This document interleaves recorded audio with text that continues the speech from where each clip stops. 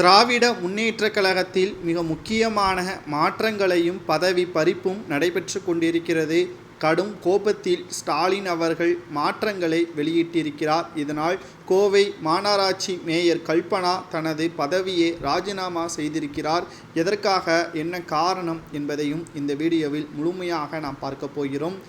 ஏற்கனவே பல்வேறு உடல்நிலை சரியில்லாத காரணத்திலும் வீட்டு பிரச்சனையின் காரணத்திலும் தற்பொழுது என்னுடைய மேயர் பதவியை ராஜினாமா செய்வதாக கல்பனா ஆனந்த்குமார் அவர்கள் முடிவெடுத்திருப்பதாக தெரிய வருகிறது. ஆனால் உண்மையிலேயே நாடாளுமன்ற தேர்தல் பணிகளில் தலைமை எதிர்பார்த்த அளவிற்கு பணியாற்றவில்லை.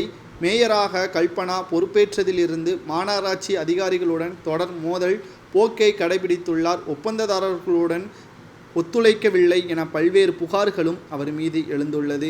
பல முறை தலைமைக்கு இவையெல்லாம் புகாராக செல்லவே அறிவாலயத்தில் விசாரணையெல்லாம் நடந்தது. செந்தில் பாலாஜியின் சப்போர்ட்டால் தப்பித்து வந்தார்.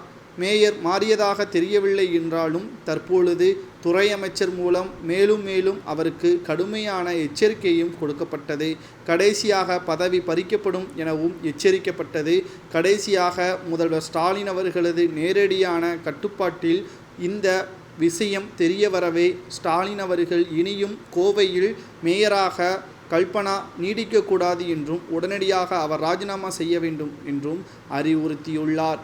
தற்பொழுது மக்களவை தேர்தலில் சரியாக பணியாற்றாத நிலைமையிலும் மேலும் கோவையை பொறுத்தளவிற்கு அதிமுகவின் கோட்டையாகத்தான் இருந்து வந்துள்ளது. ஆனால் சமீப காலமாகவே அதிமுக பாஜகவிற்கு எதிர்ப்புகள் வந்தபோதும் திமுக மிகப்பெரிய ஒரு வெற்றி வாய்ப்பை ஏற்படுத்தியிருக்கிறது. இதை தக்க வைத்துக் கொள்ள வேண்டும் என்பதற்காகத்தான் தற்பொழுது ஸ்டாலின் அவர்கள் சரியான ஆட்சியை அங்கு அமைக்க வேண்டும். மேயர் கல்பனா அவர்கள் சரியாக செயல்படாத காரணத்தினால் அவர் ராஜினாமா செய்ய வேண்டும் என்றும் தலைமை கூறியுள்ளது.